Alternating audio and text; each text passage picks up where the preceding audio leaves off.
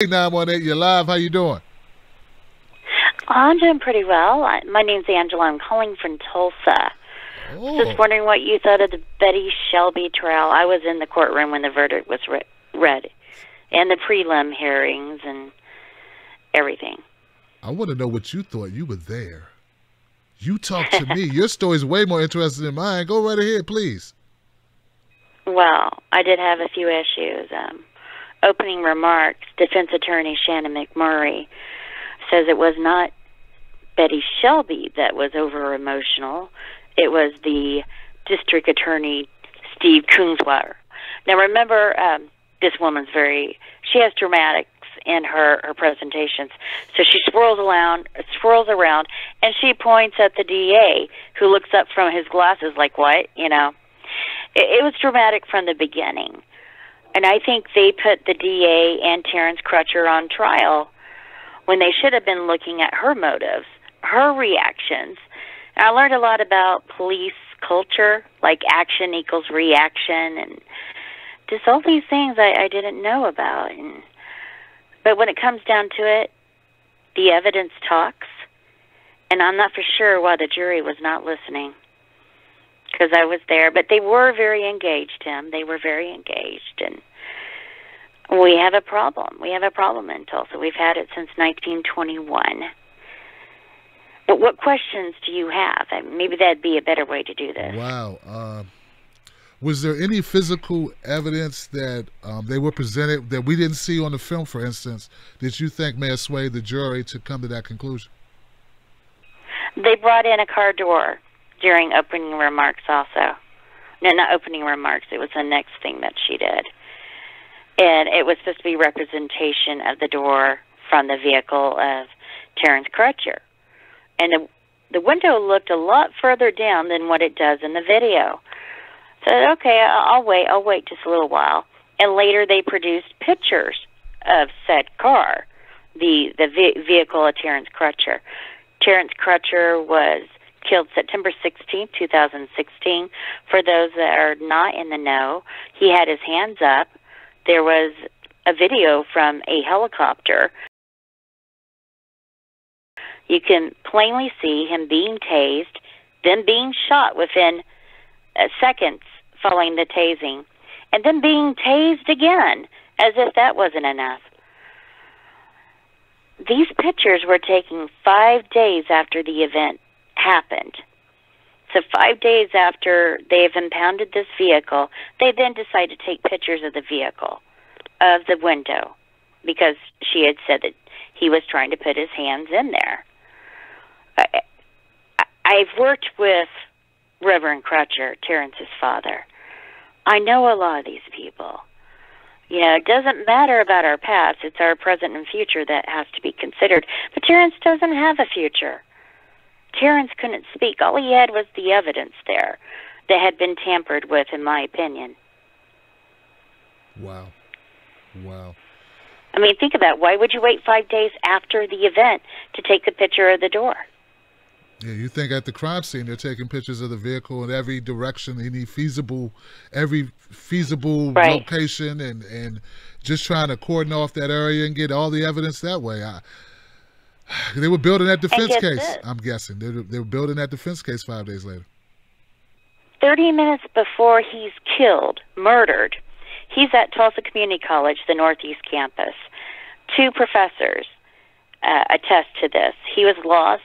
You know, at the beginning of the semester, you try to find your classroom. Maybe you're unfamiliar. Well, he was lost. And one of the professors invited him, this big bad dude, right, into her 6x6 office. She felt comfortable enough. And he typed in his 10-digit student ID code to get into his account, where she saw that his music appreciation class had been canceled. And he was a little upset about the $80 textbook. You know, we all pinch our pennies. And another professor had come up at that point, and they reassured him that you can get the full value of your textbook back because your class was canceled. And so he started to look things on the brighter side. He even commented on that he'll have his next 4 Friday nights free. And this was a hot day in Tulsa, Oklahoma. He was sweating.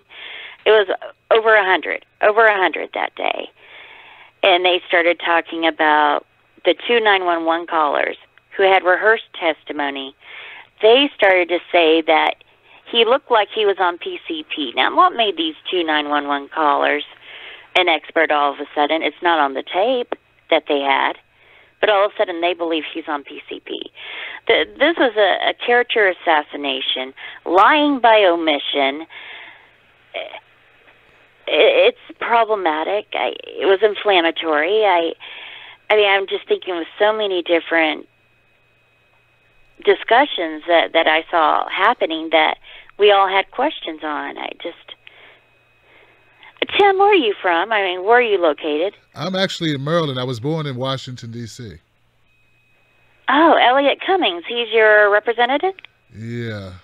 Yeah, with the Oversight Committee. Elijah. Sorry, I said Elliot. I went to the Elliot Williams trial earlier, the federal court. I think Donna Edwards got a raw deal here as well, but she's got some questionable things. I still think she was better. And we got a Republican Republican governor. And anyway, wow, you just blew my mind. Your recounts of what happened in that courtroom and the evidence, amazing. Now, I did like the cross-exam of Betty Shelby. I loved that. The first question was, how many times did you rehearse your testimony? Because Betty Shelby went on the stand, and I thought this was going to be the end of her case because she had a lot of inconsistencies. And a very cold heart. As she said, she had no regrets. Yeah. She said it coldly. Yeah. I have no regrets. No regrets. Yeah, it's been an interesting case. Well, look, thank you so much for calling in and sharing your experience and sharing that information. Very timely, very important, and frankly, I just appreciate it sincerely. Okay? And I'll be at the Oklahoma State Democratic Convention tomorrow as a delegate and a whip. I'm very excited about the changes that we are seeing in Oklahoma. 703 delegates, up from 400 at the last convention. We're doing good things there. I hope so. And maybe we can correct the problems that led to Terence Crutcher's death. Untimely death. I hear you. Thank you so much for your call, sister. Everybody, give it up for our caller. Very, very, very timely information. Wow. And, I actually feel bad because I think in my opening monologue, I said something like, even if he was on drugs, and just because somebody says someone's on drugs, I haven't seen toxicology. I think I did mention that. But it's just, people use that. Why come he can't be just seen as a person with a problem? Why he just can't be a person with a problem who had a bad day? Why does it have to be he's a killer? He's going to take someone's life. He's going to pick the car up and throw it on me. Like, why do we... I know why we do it. I'm saying it so hopefully that my viewers will start asking the question why.